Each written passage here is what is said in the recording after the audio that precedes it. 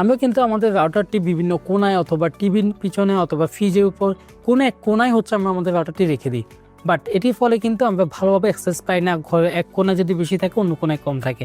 তো এই জন্য কিন্তু আমরা আমাদের ফুল ঘরের মাঝামাঝি রাউটারটি সেট আপ করবো এবং ওই জায়গায় রাখার ফলে আমরা সম্পূর্ণ রুমগুলোতে আমরা একই রকমের স্পিড পাবো এবং কানেকশনটাও কিন্তু স্টেবল থাকবে। এবং মনে রাখবেন, মাইক্রো ওভেন, কর্ডলেস ফোন, মোটা দেওয়াল এগুলো কিন্তু আপনার যে রাউটারের সিগন্যাল আছে সেটি কিন্তু ব্লক করে।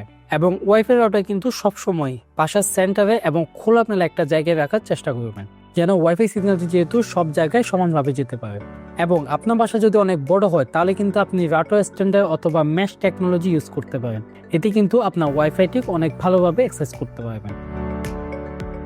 4 নম্বরের কথা বলবো ফার্মওয়্যার আপডেট নিয়ে। এটি কিন্তু আপনার সিকিউরিটিতে ইফেক্ট ফেলে। রাউটার কিন্তু অনেক বেশি পুরনো হয়ে গেলে তখন কিন্তু আমাদের রাউটারটি হয়তো বা অনেক সময় হ্যাক হয় অথবা আমাদের রাউটারটি ডিসকানেক্ট হয়ে যায়। তো এই ক্ষেত্রে হচ্ছে যে আমরা কিন্তু রেগুলারলি চেক করব যে আমাদের যে রাউটারটি আছে সেটি কোনো ফার্মওয়্যার আপডেট আসছে কিনা। এই আপডেটটি আসলে আমরা অবশ্যই এই আপডেটটি দিয়ে নিব। এটির ফলে আমাদের রাউটারটি সেফ থাকবে এবং আমরা ভালোভাবে আমাদের কাজগুলো করতে পারব। এবং এই আপডেট দেওয়ার ফলে আপনার রাউটারের যে স্টেবিলিটি আছে সেটি কিন্তু অনেকাংশে বেড়ে যাবে। আচ্ছা, আপনি যদি এতক্ষণ যা যা বললাম সব কিছু যদি করে ফেলেন, তারপরে যদি আপনার স্পিড আগের মতো না আসে অথবা আপনার নেট কানেকশন যদি ভালো না পান, তাহলে ধরে নিতে হবে আপনার যে নেট প্রবলেমটা আছে সেটি কোনো রাউটার প্রবলেম।